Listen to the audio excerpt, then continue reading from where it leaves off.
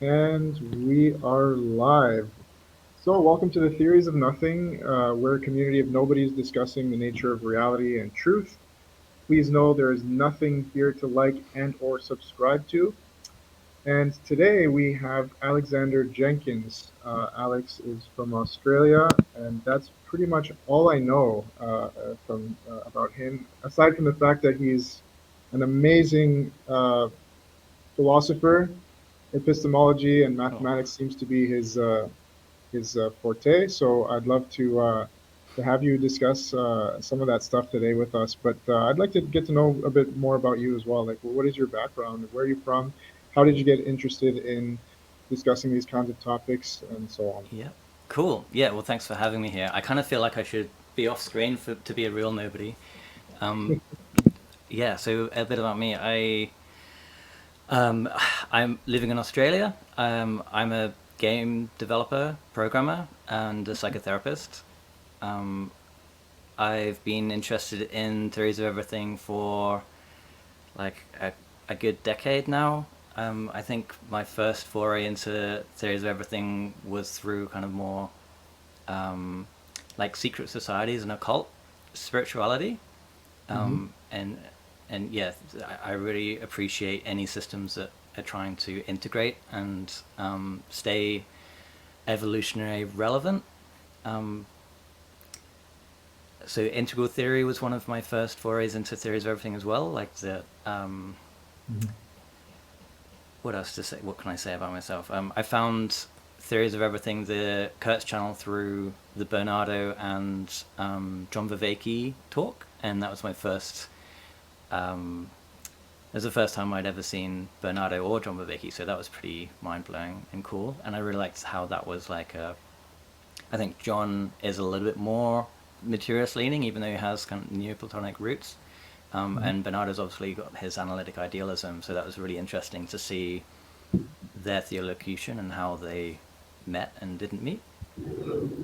Um, yeah, and then this channel specifically is really, I've been really interested. I saw your video, James, on the Pace One competition, and yeah, that was really inspiring. And I like your intention for integration, and I think this community seems like that as well, like a place to bring people together.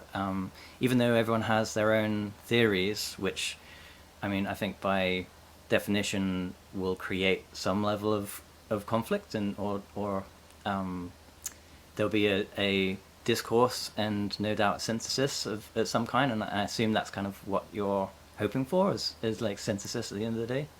Yeah, well, see, because basically that's the whole idea behind theories of nothing. It's the Mm. dualistic counterpart to theories of everything. And it's a place where people like yourself who are more consciousness based or metaphysics based can sort of have a platform to discuss their, let's call it, unification theories. Because I think there's a bit of a discrepancy in the sense that one of these two camps fits within the other one, Mm. and the other one doesn't.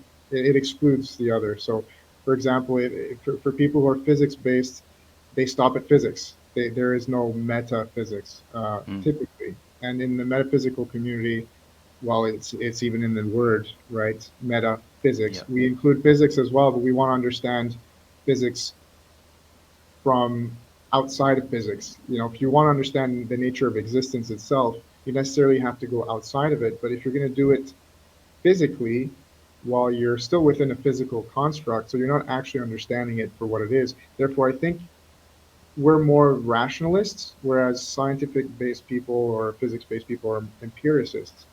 And so that's why when you reached out and you started talking about um, this idea that zero equates to infinity, and that idomorphism is something that you're into, and I looked into it, and that your friend contributed to that, and I believe he's a mathematician.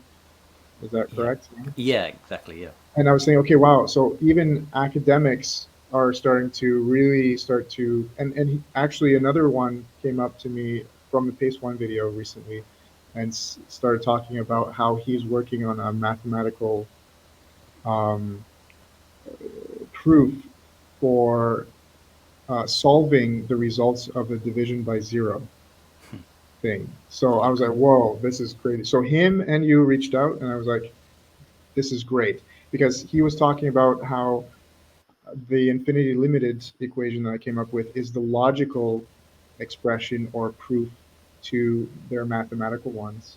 So I was thinking, okay, well, they're really, and Oh, so super I kind of interesting. wanted.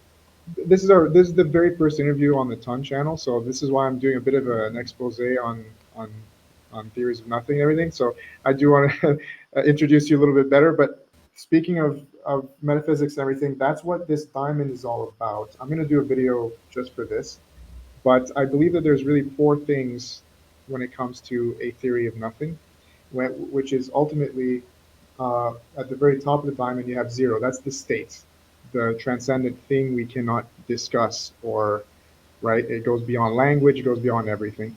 Then at the bottom, I have MT for mono aletheia, which is truth. So that's language.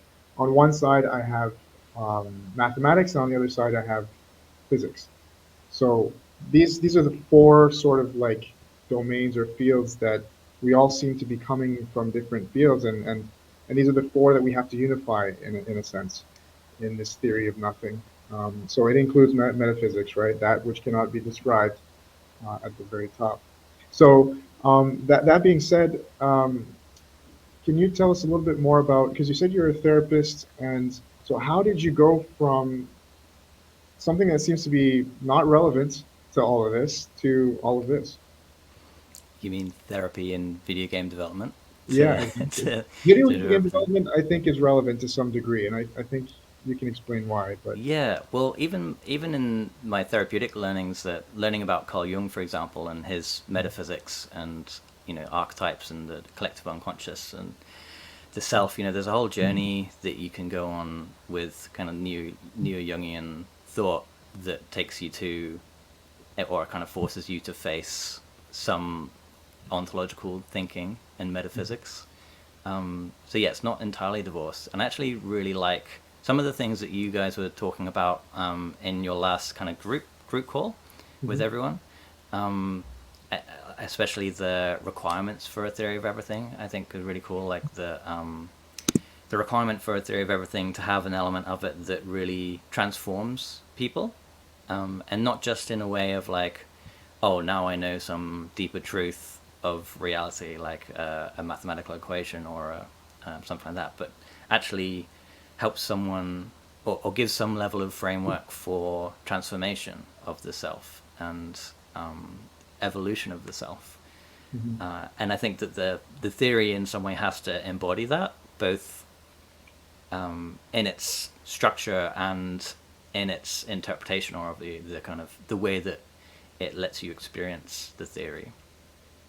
I And I think agree. that therapy really is just like a different language for that, or like a different approach to apply some of I could apply the Jungian thought to the kind of mathematical models and the kind of what the outcome of the model suggests would be this, yeah, collective unconscious, and our capacity to relate to like a higher self, or some kind of divine inspiration. I think is just a part, like it's just a natural part of the model, at least the ones that I like. And I think that any model, any theory of everything has to have some part of that, or some, it has to contain that in some way. Okay, it's just amazing that you bring that up, because like you have, it's crazy because I see Lucy is another member, and she's a game developer as well, Yeah. programmer, coder, and of course you're dealing with and Tyler Goldstein is also a programmer background and all that. So to see like your background and psychology, the two coming together are really powerful, because I'm also into Jungian psychology, and in fact, what I discovered was within my own philosophy, I was describing something that Jung already understood. He has a Mm. very obscure text that not many people know. It's a Gnostic text. So he wrote his own Gnostic text. Right, in the appendix of Memoirs, Dreams, Reflections. Okay, so you know the Yeah, seven sermons to the dead.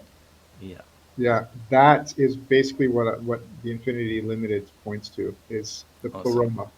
Yeah, So I know that's a. I'm glad that you understand that, and that's something we have to unpack maybe at another time so that people can understand what we're talking about because that is incredibly abstract, but it's so clear, and it's to mm, me probably the best description of fundamental reality. The thing that can't be described is described in right. such a great way there. So your psychological background and programming, it's just like two things that fit, and they're so powerful to create a theory.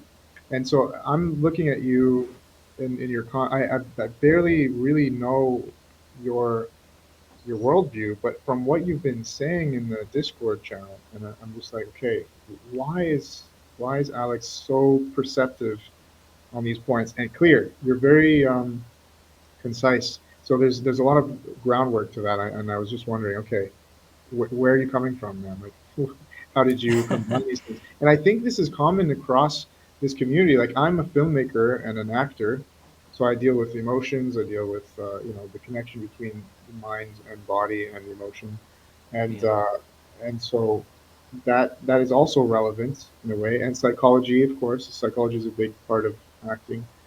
So I think it's great to have that kind of diversity that a lot of academics don't have because they spend 8 to 12 years in academia studying one thing right. or Yeah. one field. Yeah, Um, and we don't really have very many polymaths these days. Like a mhm. lot of the geniuses of the past were polymaths, and that they were like if you look at Da, Leibniz, da Vinci, yeah, even she, artists and people who are not just like Da Vinci wasn't just an artist. He was super interested in anatomy, and he would do science on animals and things in order to kind of perfect his art. And it's like the more that we understand about different topics, the more that we can integrate those into other topics that we're interested in, and it's all related. And if you believe, as I do, in a fractal universe, then mm, understanding a lot of different fields and a lot of different things is, it's going to help. It's going to always be helpful.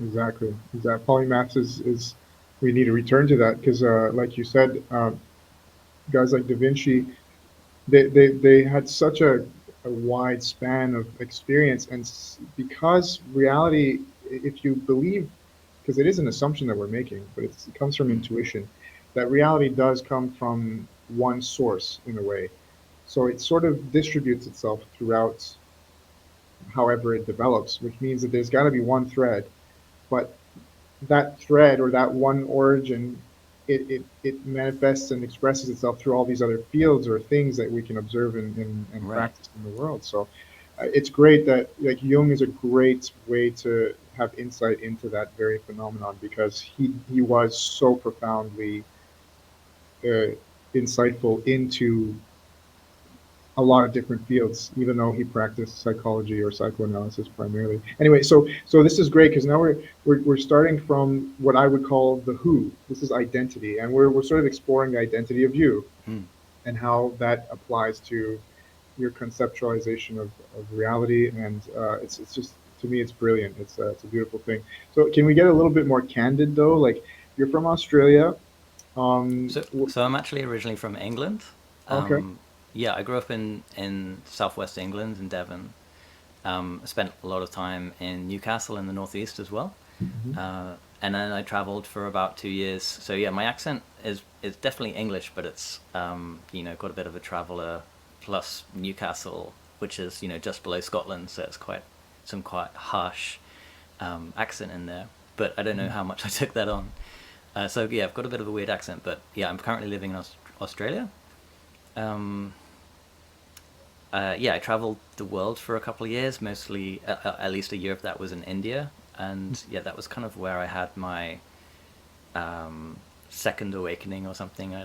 What's it called? I Yeah, I started getting into Hinduism and Buddhism and meditation and yoga, and all that kind of stuff. And at least the first time I was there, I was smoking way too much pot, and it's like really easy to to get stuck on that train. Just experiencing a lot of different thinking and philosophies, and yeah, I guess I became a bit of a really interested in comparative religion at that point as well. Like Mm. I felt like all different systems had some level of truth. Um, but I actually grew up. Part of my upbringing was in England. Was a part. I was a part of, or at least my family was a part of a I don't know what to call it, like an occult community. Mhm. And they were quite anti-Christian and or anti-Abrahamic religions, and materialist. But both, I think that neither of my parents were really very good at explaining to me what the system they were a part of was about, or I felt like it wasn't until later on in my life where I was like, well, I grew up with this stuff, maybe I should look at it and try and figure out what the hell was going on, that I started to understand yeah, the system that I was a part of but not really involved with, which is it was a bit weird, but it was like all the attitudes of my parents stuck with me. So I was a bit of an alternative kid growing up, and yeah, I've always felt like a bit of an outsider with this weird, like being anti the religion of everyone else. Like all my friends and all my parents, all their parents were Christian, so it felt a bit, yeah, strange and confusing. But at the same time, it set me up for thinking differently, and yeah, getting involved, being willing to and interested in getting involved with different systems, Mhm. which I'm really grateful for. And when I look back at the system that my parents were part of, I realized it was actually like an offshoot of the Lema, which is Aleister Crowley's spiritual system. And there were like archetypes and yeah, different personality typing stuff in there, and there's a lot of psychology and a lot of interesting ideas about, like, there's Jungian stuff about the higher self and connecting with a holy guardian angels. There's a heap of interesting stuff in there that my parents were obviously involved in, but not telling me anything about. So it's kind of strange. Okay. So identity crisis might be something that I think is a common factor with people like us, if you can Mm, categorize us in any way, because that's the point, right? Like we so right. don't fit into any kind of community, and this might be a community of misfits to the degree where it's like the misfits of the misfits,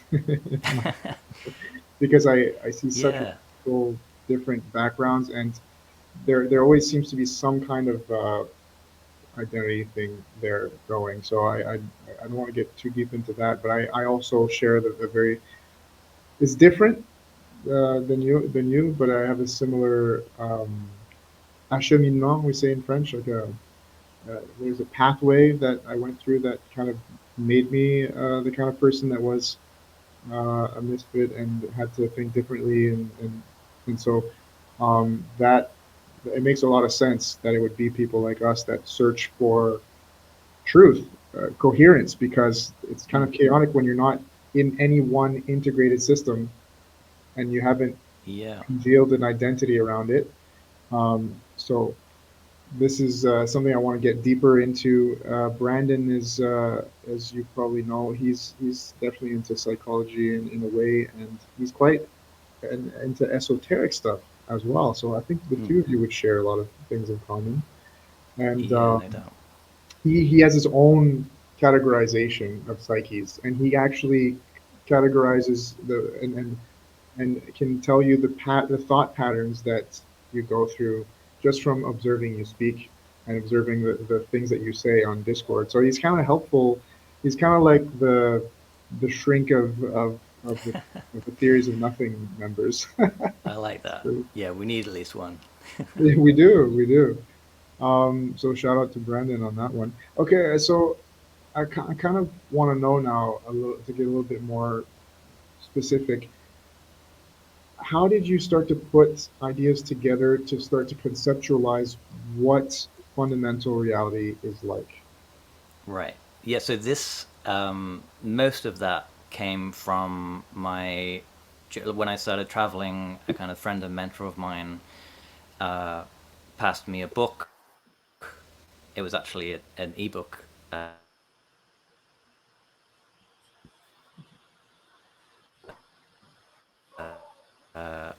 Oh, am I still here? I think I Yes. cut out for a second. Okay. Yeah, Okay. I got past an ebook called The God Secret, and it was a really, like, it came out. I didn't have any idea about what it was. It was by an author called Mike Hockney, and the guy talking about this secret society called the Illuminati and the Pythagorean Illuminati, and that the book was a kind of revelation of their religion. So yeah, immediately I was kind of like, oh, this is a bit odd, but it was from a really trusted source, so I decided to stick with it. And there was a whole series of books. There's like 30 of them now, but at the time this is kind of like there's a three or four, and they basically outline a theory of everything from first principles, and it's kind of like an update of Leibniz's work, but with addition of all the modern mathematics and modern philosophy in it, and it integrates various religious ideas, and yeah, it was a very complete system of thought in set out in 30 odd books, in amongst a lot of like ranting and kind of angry expressions against different systems that they didn't like it. So it wasn't like a libertarian attempt at, or like an academic attempt at setting out a theory.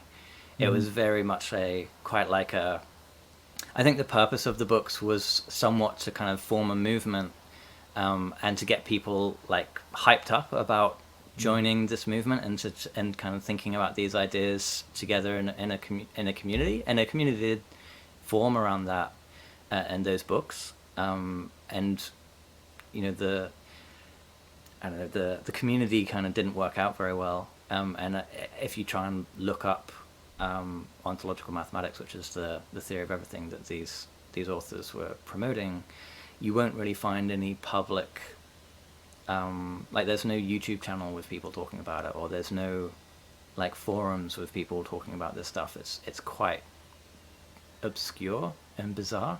Hmm. And personally, I think that one of the reasons why it never hit off is it was quite ambitious. It was like, we want to change the world, and we want to form a movement around these ideas to change the world. But it requires a lot of hard work and effort to understand the theory of everything, and it requires a lot more hard work and effort to overcome all your shadows and all the things that are stopping any one individual from being a pioneer, or a Hmm. polymath and a pioneer, and being outspoken, and kind of promoting that kind of stuff. Yeah, and then so Idomorphism is a book by someone who was part of that community, who was sort of on the same page as I was, around feeling like that the whole theory needed some version which was a bit more divorced of a lot of the mythos and a lot of the kind of movement aspect of it, because a lot of the books from the original authors were political, or more esoteric, or religious. There's heaps and heaps of different books. So my friend was like, cool, I'm going to create one that is a little bit more academic. It's for a different audience, and it might be more approachable for some people.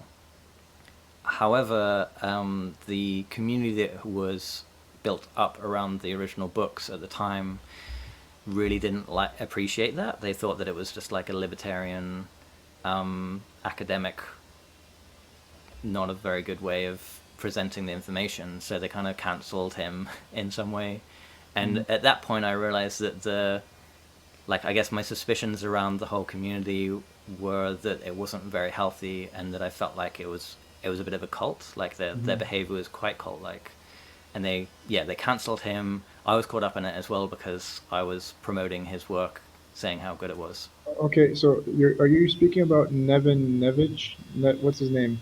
The guy Yeah, who I wrote don't the know book? how to pronounce his last name either, but Yeah. it's yeah, Nevin was the author of Idomorphism, and he wrote that book. He released it, and he got cancelled by the community, and it was a community that is Which like community? quite, Sorry, can you clarify this yeah, community? the community that had built up around the original books, ontological mathematics books. Okay. Okay.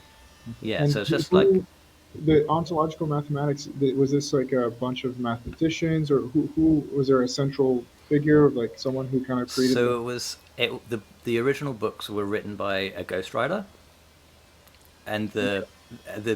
the beginning of each book would, at least for a while, at the very beginning of each book, it would talk about how this information was the religion and philosophy of the Pythagorean Illuminati. So it was kind of assumed that there was no one author, although you could kind of and you could kind of tell that from the writing, like the when you when you read the books, some of the Mhm. books have a particular style and some of the books have a different style. So it's obvious that there are different authors.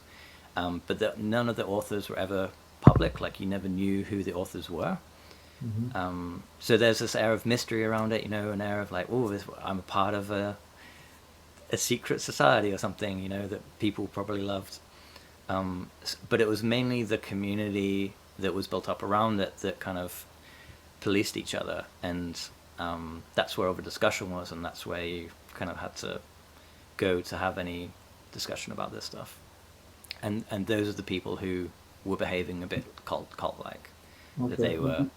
How were you interacting with them? Was it an online thing as Yeah, well? it was just Facebook groups, Okay. mostly. But they had a website, and the way that they cancelled Nevin and that I and other people were caught up in that was that they basically created a brand new website, a blog, which discredited Nevin and myself and some other people, and sort of were basically writing some pretty horrible stuff about Nevin, and revealing like personal information about him that he had shared confidently with them, in confidence, sorry. And yeah, that's the point where I realized, well, okay, these are not people who I want to be involved with at all, because this isn't good behavior, like, at all. And at that point, kind of, the community fell apart a little bit. Mhm. Like right now, there's not really a community at all, at least not a public one.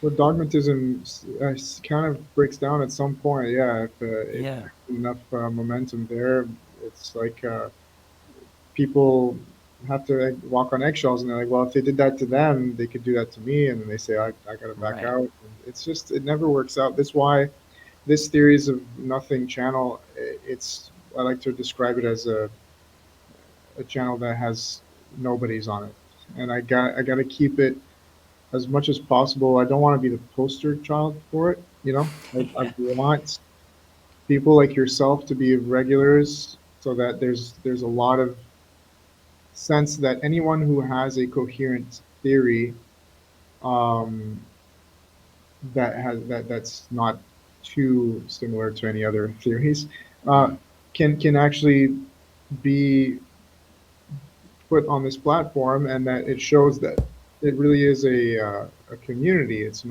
yeah, not a cult of personality. yeah, So yeah, it sucks because you see that clearly, and ironically, this the kind of people that do deal with these theories, the experience, psychologically speaking, it puts you through God complex because mm, of many reasons we could go down. I'm sure you and I would have our blast discussing why. But I had a bit of an interview with Brandon about God complex, Messiah complex, and mm, dogmatism, like completely, like 2 hour thing with him, and ultimately I kind of realized, well, yeah, it's quite rampant, and I've suffered from it. I know suffering is a bit of a strong word, but I've gone through that experience as well. So you have to be quite careful when you're trying to create a community like this, because mm, you're creating a community, but at the same time, it's an ecosystem of people who are going through the same experience. So they kind mm, of keep each other in check. It's like balanced out. yeah, If everyone's saying, "Yeah, I'm the one, I have the theory," and they're looking around, everyone else saying the same thing, they're like, maybe it's an emergent phenomenon. Maybe the theory is us. Mm. And then that's really cool as well because that means the theory doesn't exist yet, right? Like we're all co-creating it together. Exactly. One of the interesting things about this, the ontological mathematics group, the original authors, Mhm. was that they really promoted people to do to evolve the system and to kind of reform it in their own words and in their own way, and to try, and it's like they kept emphasizing like, well, yeah, Leibniz had this idea, but then someone else came along and this is like it changed in this way, and then someone else came along and changed it. So it's an evolving system, and they kept. I think that that's a super important thing to have with us as well. It's like we're acknowledging that we're, any one system that thinks that they've got all the answers is probably not going to be a true system because it's and maybe the fact that evolution has to be inbuilt in some way, like the form or the engine for evolution could be consistent, but the way that that expresses can change. And I think that's a really Absolutely. cool like exercise is to be like, how would I recast this system in my own way in my own language, Mhm. but while maintaining the kind of consistency and completeness of it. Yeah, it's like a tightrope walk between maintaining the integrity of it and allowing it to evolve. Because, in a Mm. sense, a theory of everything, that would be on the physics side, it literally deals with things that do evolve. I mean, we're watching that, and that's what we observe in reality. So technically, it'll never be complete. Like this is the interesting thing. I make a distinction between theories of nothing and theories of everything. If you're talking about a conclusive theory, that's where Roy comes in. Roy has a theory called non-conceptuality. If you want to conclude and have truth, well, then it's a metaphysics thing. It has nothing to do with the world that emerges from the fundamental Right. substrate of all. Yeah. Because so you technically a theory of everything will never be conclusive. It'll always continue and continue to be described and refined and stuff Right. like that. And like the evolution of humanity, if that is a thing, and the new, and I don't know if there's an evolution of consciousness or whatever new thing that is going to emerge next is unknown. So we have Mhm. to, yeah, like you said, we can kind of know all the rules of the game without knowing how any one game is going to be played. Exactly. That's well put. Yeah, I like that. And so it leads me to asking you, like, so ontological mathematics seems to be your field of play, and so have you contributed to this? Because I know you mentioned you have a friend who's quite he has idomorphism. He seems to have his own complete theory, but what's Right. your involvement? Well, I'm not involved. Like this is just a theory that I have been, absorbing for a while, and that so yeah, all my ideas are kind of like my interpretation of ontological mathematics, and yeah, I Mhm. might use some of the same rhetoric. But I think something you said earlier was that you know the hubris of and God complex stuff is something that I can relate to at a certain point, and I think that the original books made that very easy for anyone getting involved. The part of the system is that we are all God, and that or God's in the making, and that's a very empowering thing to believe, Mhm. especially when you're kind of traveling India and getting high a lot and getting involved with like other transcendental ideas and philosophies. Mhm. Um, but yeah, I think that Nevin is no longer he kind of once he got cancelled by the group, and him and people around him were getting basically harassed by the community. He basically just kind of put that to the side and didn't want anything to do with it. So he no longer wants anything to do with those ideas, and he's just doing his own thing now. Yeah, but So his book is coming out, or it's out. so someone else's book is coming out, Jason, and Jason contributed some of the mathematics to idomorphism at the time, Okay. and was also caught up in some of the harassment at the time when Nevin got cancelled. But Jason's focuses a lot more on the mathematics, So even though the ontological mathematics is highly a mathematical theory, it's kind of like what Jason is doing is using the fundamental mathematics, the theory of ontological mathematics, extending it out to make predictions and of known physics and between nothing and everything, or the quantum foam and fundamental particles, like that kind of realm of where things are still quite unknown, and there's like 30 different interpretations of quantum mechanics or whatever from a single set of mathematical rules. And yeah, so he's providing some new mathematical frameworks, more specifically, and that's what his book's all Jason. about. His book is all about that. Jason, yeah. Okay. Okay. So Jason contributed to Nevin, and Nevin is the one who created the idomorphism. Sort of. Right, which was just his attempt at kind of bringing the whole model into a more digestible format for academics and for people who are more interested in just reading the philosophy than the and the metaphysics rather than all the extra stuff that comes Yeah. with the So original books. the implications of the mathematics, basically, right? And what they mean in terms of like, yeah, to basically decode what the mathematics mean. So this Nevin, is he part of academia? What's his background? Just really quickly. Um, I'm not 100% sure. I think he was just part of the community. He's just like a really, really, really smart guy. Like I would consider him as like one of the smartest people I know. Not that I know like super lots of people, but he just seems like. Oh, I mean, obviously, if you read the book, then you kind of get that sense of Yeah. him. But I don't think he had. I'm not sure what his educational history is or what his background is exactly. Yeah, because I was just curious because I'd like to I want to render things compatible, and I think there's Mm. a necessity for like here's the thing: no one from the inside is going to change academia. I don't think. I mean, well, maybe, but I think it'll take some external help. Like, you know what I mean? If and so it would be nice for academics to also sort of do their own thing and come around to communities like this and share their ideas because the name of the game, this is something that I was discussing today. We did a bit of a hangout chat in the Discord, and the name of the game here is communication. We need to Mm. now, and I think this is why characters like Jordan Peterson and all the others that come with the intellectual dark web, as it was known before. I think Yeah. Brett Weinstein coined it. The reason I think there's such a movement when it comes to psychology, Peterson, and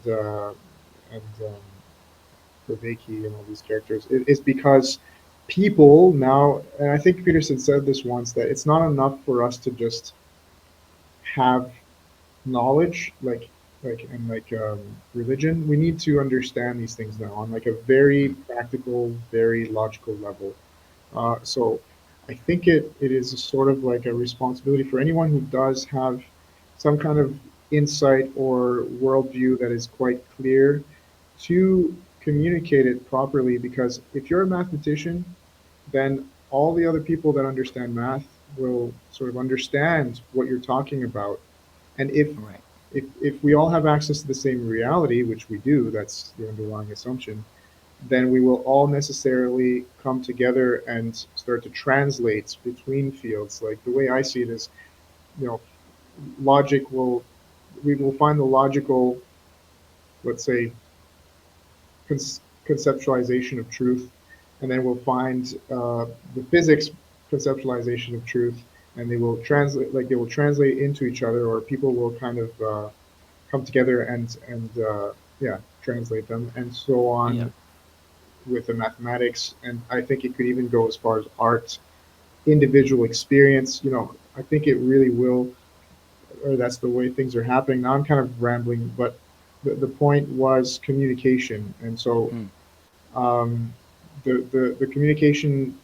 ironically, that isn't happening is between people who can be polymaths and Mm. then the people who are hyper specialized, which is, and it's ironic because we need both. We need polymaths Yeah. to be able to see the patterns and connect things together.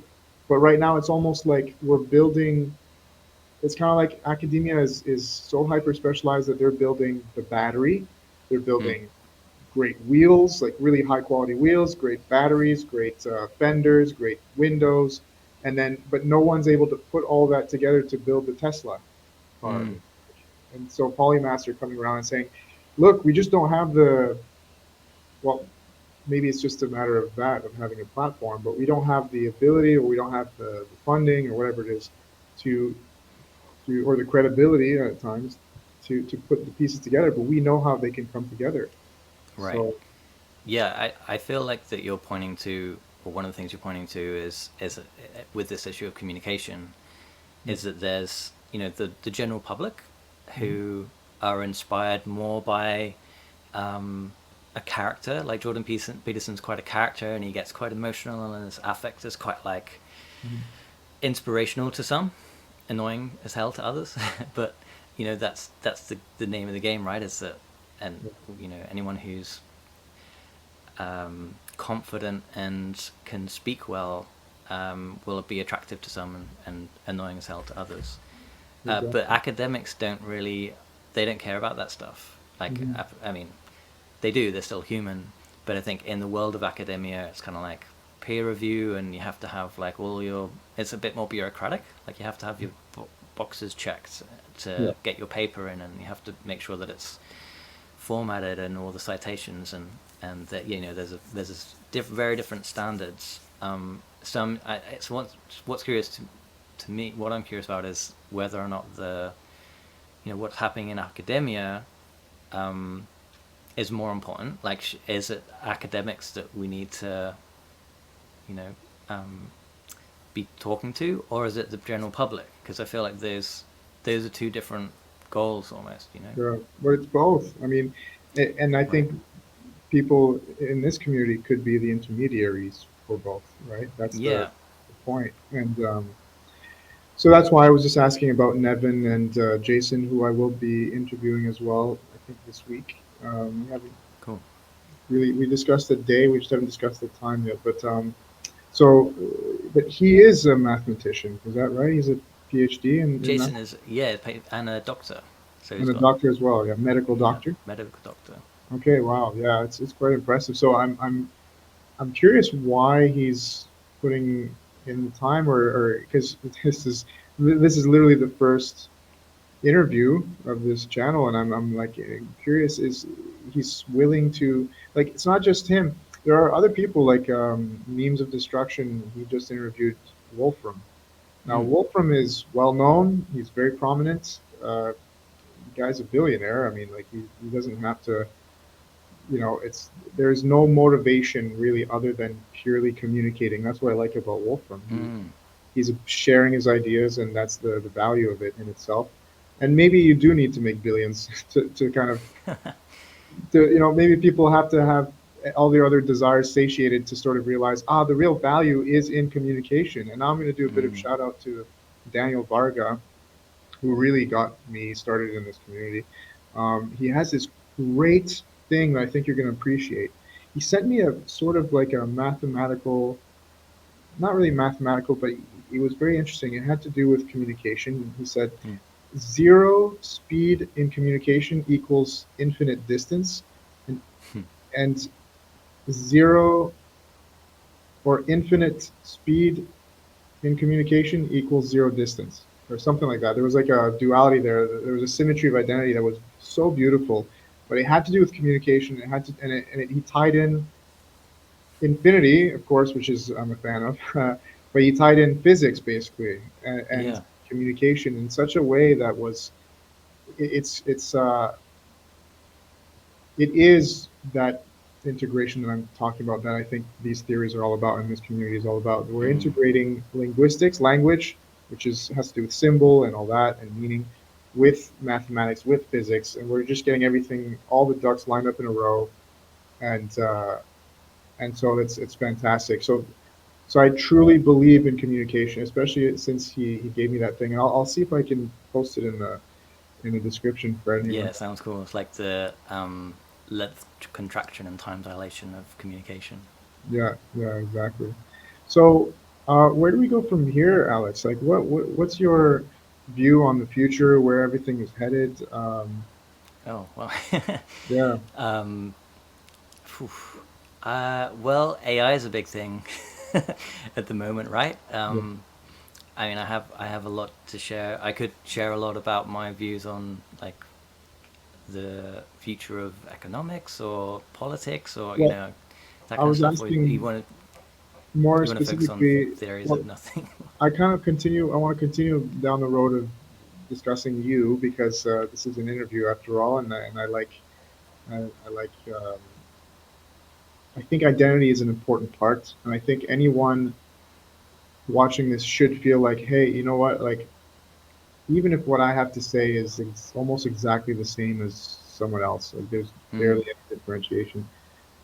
I do want to say it. I think it's important to say it or to express it, and I think there's a big need in the world for people to recognize themselves as being part of a network. We are all sharing mm, the same reality, which is why there's such polarization because everyone's saying, well, I can't agree with everyone. Not everything is compatible. I disagree. mm-hmm, That's what I do. I think everything is compatible. And so everyone's like jumping into their ideological camps and they're trying to find integration, but then they're realizing, oh my God, there's other camps that are kind of quite strong and they're making me doubt and they're making this camp, by contrast, seem not as solid when it comes to its explanations of truth. So, like it's all yeah, confusing and we're heading towards a world, like you said, of technology and the greater axes of freedom. You know, when it comes to well, the internet itself, but also the biomedical revolution. We're seeing immense strides when it comes yeah, to what we can do with genetics and so on, and and manipulating whatever our environment and space travel, all that stuff. So the existential crisis is so deep that again it all comes down to identity, right? I mean, you have to see, well, where do I fit into all this? How do I mm, contribute? How do I not contribute? I don't know. How do I make decisions? What is my behavior? And so on. So that's why I think I want to, when it comes to these interviews, I think I'm starting to learn that I'd like to keep it as much as possible focus on you, right? mm-hmm. Because you are God, like you said, we're all God in a sense. So, where do you see yourself in this community? How do you think it's going to develop? What is your relationship to it? And like, what was your Cool. motivation for coming on today? Like, you've been part of the Discord chat for a while, but Yeah. you Well, you know, invited me. that was that's good. yeah. I guess I'm someone who is quite private, so I usually don't stand up to be doing this kind of thing. But this has felt like a nice opportunity. Yeah, like I said, I really appreciated. I saw your videos and I saw the way that you interviewed others and had that community discussion, and I felt like you have a really good head on your shoulders, great mind for lots of great ideas, and your self-proclaimed kind of integrator, which I really appreciate as well. It's something that I would consider myself as You're I love challenging my meta ego theories. here. So you're inflating me too much. You can't stop that. But you're. I think what you're saying is kind of making me think here. Maybe that's all it takes. Yeah, someone to then lend a hand and say, "Hey, look, I want to speak to you. I want to see you." People Yeah. want to be seen, and if they just don't have the opportunity, it's not everyone reacts in that way when they feel alone and kind of like not seen. They don't react with this kind of gumption to go out and say, "Look at me," right? They're Mm. very humble, more reserved, maybe like you are. So, but those are the people I'm interested in, right? Like, Yeah. so, but it takes courage even to just say the things you've been saying. I guess the internet makes it easier because you have no face, but at the same time, it still takes courage to put your ideas out there because you have a chat room filled with people that can just jump on you real quick, right? Mm. And so, but that's why I just need to. It doesn't take me long when I see someone. It might not even be things that I understand, but when I see the clarity with which and I would say tact is very important with which they Mm-hmm. communicate, I'm like, okay, I want to zero in on that. So So to reiterate my question, um, I think we understand why, to some degree, you are who you are, and you've come to be a part of this kind of community. And now I'm curious, yeah, how do you see yourself continuing to evolve in it?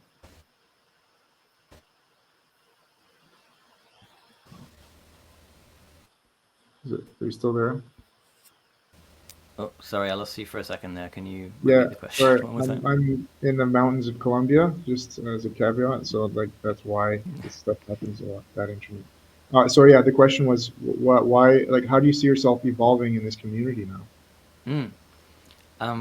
Well, I want my favorite thing is collaboration and co-creation. So what I do is to contribute myself and what I know, whilst also being open to change and hearing people and kind of my studies in psychotherapy. One of the concepts is the canopy of meaning, which is the an individual's kind of way of framing things and the way that they talk about things and what influences that. So I think I bring that in. I'd like to bring that into the group a bit as well. Like I can hear what people are saying, I can interpret or kind of like step into their shoes and listen and be like, cool, that's a really interesting thought. Let's expand on it. And like kind of what I want to share in the group and what I hope to contribute is the expansion and co-creation of the theories of nothing and whatever it is that we're creating together. And it's so early, it's such early days, that I'm not sure how that's going to look exactly, but I'm hoping that I'm going to do a good job in whatever way that looks. That's so eloquent, man. You're a gifted speaker too, so I think you definitely have a role with speaking. I think it's important, and I love that you bring meaning into this because ultimately, I think so. I'm a fan of this school of thought when it comes to psychology as well. Viktor Frankl. Mm, Meaning may very well be the will to meaning, almost. The mm, Nietzsche will to power. I think I'm not. I'm not an idealist in the sense, or no, I'm not dogmatic with any one system. I'm not like Freudian or Jungian, or of course Jungian is my base, but I think they all have a facet of truth that they're right. all important. And Frankl is very interesting to me. I've started looking into logotherapy. I realized that I've been doing that for years with friends and strangers and stuff, always trying to understand how I can get them to understand reality better, and that ultimately leads to meaning, purpose, and meaning, and all that. But so I think, yeah, that would be great. I think it's necessary because um, I don't know about some of the members in this community. I don't. I think I am getting a lot of meaning just from participating in this, or even working on this kind of idea. But ultimately, I think it'll require people like you had said, you are on the outside and just sort of looking in. I think there might be a lot of people that are watching theories of everything or theories of nothing, or even things like Kurzgesagt, which is like a Mm, YouTube channel that discusses science and cool ideas, metaphysics a little bit as well. And they might be thinking to themselves, man, there's so much here and I don't know how to conceptualize it or understand it. I can't extract meaning. How is that? How can I connect me, again, going back to identity, to all of that information? So even if the truth were to be found or disseminated, it has to be so simple uh, to the degree where it's something everyone can integrate and feel intrinsic meaning for, And I think that will require a lot of people like yourself. mm. Yeah, Sure. translators. Exactly, to translate it until eventually Yeah. we refine it so much that there's nothing to translate. I think this is why some religions like Buddha or Christ or Lao Tzu have been so revolutionary. They were so simple. They had translated truths, deep truths about our reality into practices and ideas that were revolutionary. We haven't found that yet, but I think we need to do the same thing again in these times. Yeah, right. Uh, like personally, I think that there should still be a kind of logos, a kind of rational mathematical underpinning that it requires some greater level of effort to understand and to comprehend and to contribute to. Hmm. And it can still be evolving, but it's a different beast, right? But I think that the translations of that into, or maybe as a self-referential fractal, if that's what we end up discovering that reality is that the it from one truth comes an infinite number of possible interpretations. And yeah, maybe we'll find that some interpretations don't fit. For And example, that maybe is what needs to be interpreted and explained to people, right? Is this sort of multifaceted kind of I used to use a word, I don't remember what it was. Doesn't really matter, but you mentioned something that I want to, because you said there has to be some mathematical underpinning. So this will go back to the post that you made in the epistemological channel. And okay, so I'm going to read it verbatim. You said, um, there is definitely a distinction between logos and mythos. They provide different but complementary perspectives of the same thing. So that was the word I was looking for, manifold, maybe.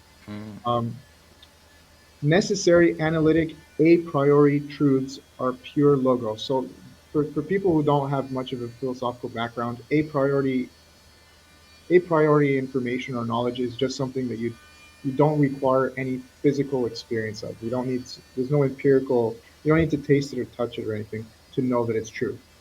So a priori knowledge is that a priori truth is that it does not require experience.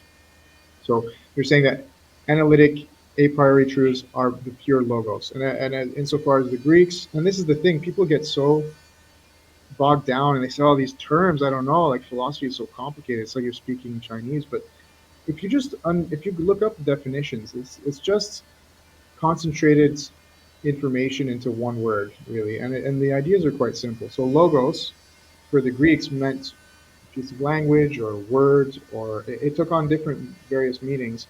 And so where we derive our word logo, it's a representation in a way, a symbol. So a priori truths are pure logos. So the idea that a truth that doesn't need to be experienced is a pure logo, it's a pure symbol, it's a pure, it is something that represents truth. Like maybe one is a description and one is the actual thing.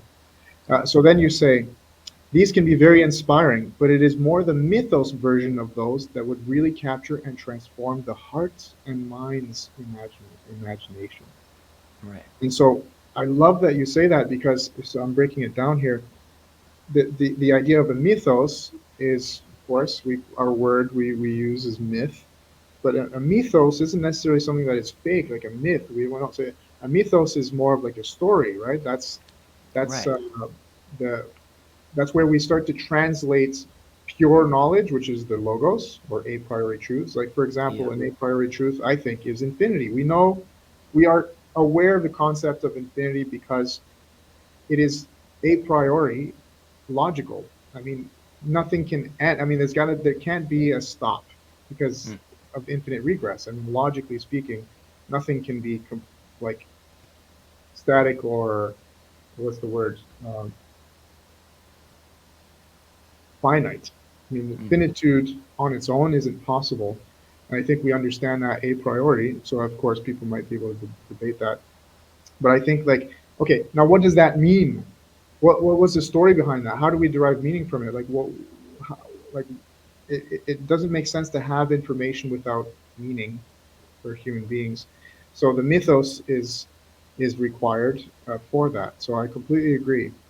And then the last thing you said is, for me, it is both and and not either or. So can you clarify that? But when you said that, I was also very, very, what's the word I'm looking for? Enticed, because you know me, my philosophy is paradoxism. So it's Both and. both things. It's neither. It's and neither. I love that. So Right. to recontextualize, and I'll give you the floor.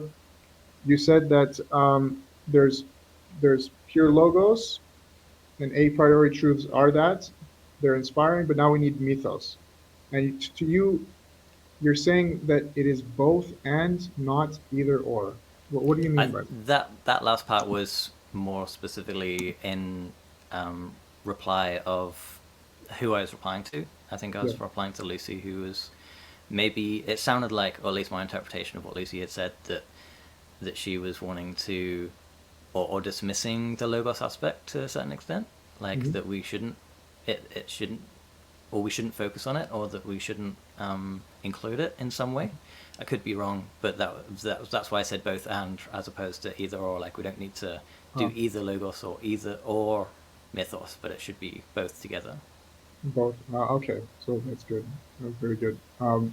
So I just misinterpreted that, or I didn't read properly the thing. But when you start a Discord channel, there's people talking at different places. You're not really sure. Yeah, yeah, Um, it's not ideal. so yeah, like I think that really resumes who you are, what you have to contribute, because you might be the mythos, guy, where you understand the logos, but then you say, okay, let's translate this into mythos for people. Is that Yeah, correct, I'd or? like that. I mean, I'd like to be able to also offer the logos to a certain extent, but that's, Mhm. like I'm still a pretty. I mean, I feel like especially mathematics, it's such a large field that I feel like I'll always feel like a noob in mathematics, but Mhm. um, especially if with ontological mathematics, obviously mathematics is the kind of actual logos, and that, but in order to discuss the model, I have to use non-mathematical language to communicate it. Similar to science, like science will have the mathematical models of an atom, but the Mhm. mythos is the word atom and all the words that we use to describe what's happening there.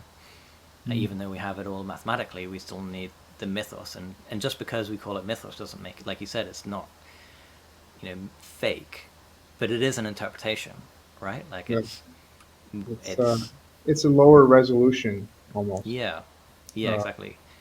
But so ideally, it's still an isomorphism of or it's still a tautology in some way. It's just saying the same thing in a okay. different way. So I know what tautology and teleology is. I use that a lot in my philosophies. But can you explain isomorphism? And of course, we should say what the tautology is for those who don't understand. Right. So yeah, tautology. There's a couple ways of communicating, but you're basically saying the same thing in two different ways. So like the two different sides of the equal sign. That's a Mhm. tautology, if assuming that it's correct equation. But also in logic, a tautology is something. Actually, I forget, but You say it twice. I always think about it this way: tautology twice, because it's yeah, you're saying the same thing, but you're saying one thing, and then you're reformulating it in a way that isn't expressing any new information. You're just saying the same thing right. in a different way. Uh, Um, and in logic, a tautology can also be something that is true by its logical form. So similar to an a priori truth, they're kind of related in a particular way. Yeah, like this is where we start to look into self-reference, I think, right? Right. Or that might be teleology, because teleology is circular. It's like self-referencing, and the very subtle difference between the two in a way. Like I feel like the two are connected. I was thinking about the difference between teleology and tautology. I was thinking like, why do I feel there's a connection there somehow? And I can't really parse it out, but it's interesting. But can you also so isomorphism? I've heard. I've never Right. actually understood. It's a mathematical term which is similar to tautology, where you're basically expressing something in another way. So, Mhm. for example, I think a nice example of an isomorphism is the Fourier transform. So you have in the Fourier transform, you have two sides of the equation. Again, it's a tautological one that they both represent the same thing, but it's actually different representations of the same thing. So in a Fourier transform, you have the space-time representation of the frequencies, and then you have the frequency representation of the frequencies Mhm. of the signal. So yeah, it's similar to tautology. It's just a more mathematically precise term for Uh-huh. reinterpreting the idea. Okay, so you see, that's what I love about about this kind of stuff. There are, and that's what I like about formal logic. Formal logic is kind of like on the border between mathematics and logic, right? Mm, That's the beauty of formal logic, and language, right? It's kind of crazy because formal logic it includes all three, right? right. Anyway, so the the the the need for a new mythos. Is it still bugging? Hello? Sorry, I lost you there for a second. Yeah, you back? Am I back? I don't know who's. Well, are we Yeah. not there? Of course. It's so fitting. Alex, I want to thank you so much for coming on and and being candid and at the same time, sharing your ideas and just participating in the community the way you have been. I think the universe is telling us it is coming to an end because it keeps freezing anyway. But is there anything that you would add or discuss before we go? No, thanks for having me on. Yeah, I appreciate you inviting me, and yeah, hopefully that we can get into more. Like this felt like more of an introduction to me than to the ideas that I subscribe to. Even I did mention a few of them and some of the history, but yeah, and also the conversations that with more of the community, like together. I'm excited for Yeah. those. So this is the thing. Like again, I was thinking like if we focus on your identity, I think it shows other people. Look, our life experiences are valid and they can lead to things that bring value to communities and to ideas and stuff. Yeah, hundred That's percent. why I like keeping it quite personal. And then again, you start to unveil all these things that you're interested in, and then we can go into detail. So I'll be creating playlists for epistemology, ontology, spirituality, esotericism, like all these playlists where we can discuss these things in detail. There's a debate playlist where we come together and we have the debates. I guess you and I will be participating in the first one, the ontology of void. Mm. And I think so. I'm kind of doing a bit of a publicity for everyone who Yeah. is watching. What else is coming up is very exciting. Aside from the interviews, debates, conferences, one conference a month. So we come together, we discuss where this thing is headed. So there it is. I really appreciate you being the first to come and interview, and it's great that you're a new face to the community because we've heard from you, but we haven't seen you like we. Right. So Yeah. No, it's been a pleasure. Thanks, James. Thanks for inviting me on. yeah, not a problem. All right, everyone. So I'll put if you want anything, Alexander, let me know. Just I can put things in the link so anyone can reach you and discuss things because I'm sure someone will be like idomorphism. That's cool, and I want to talk to Alex about that. So Yeah. let's Yeah, I'm open to that. Probably just hit me up on Discord. Okay, perfect. All right then, guys. I'm going to end the recording. Until next time. See ya.